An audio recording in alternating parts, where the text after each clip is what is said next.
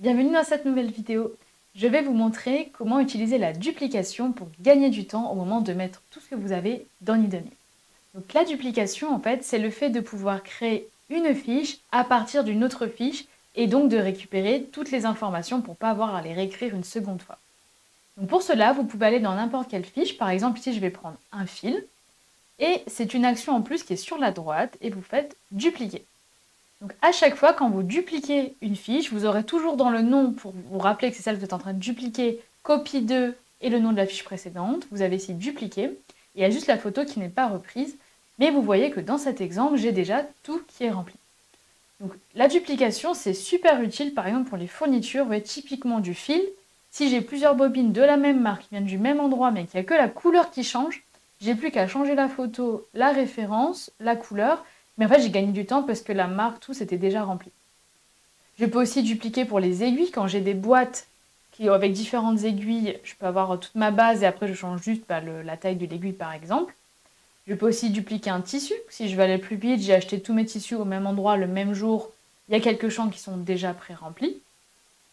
La duplication, elle peut aussi vous servir, en fait, côté projet. Donc, sur les projets, c'est un petit peu différent. Enfin, c'est un petit peu différent. Je suis ici, je vais faire, donc, comme d'habitude, l'action dupliquer.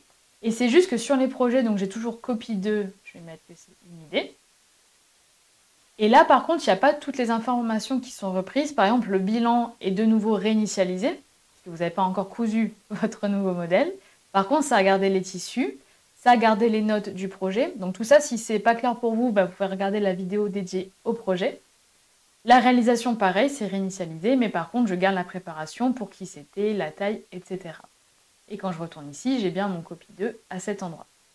Et enfin, vous pouvez aussi dupliquer des patrons, c'est-à-dire sur la suggestion de patron. Pareil, si ça c'est pas clair, il y a une vidéo dédiée sur le sujet.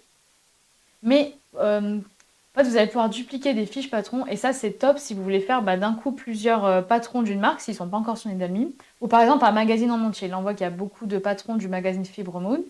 Si quelqu'un a le magazine et souhaite mettre tous les patrons, il peut directement remplir, en fait ça va garder la marque, le tableau détail, donc vraiment c'est un gain de temps, ça va nous permettre d'aller beaucoup plus vite sur l'ajout de patrons.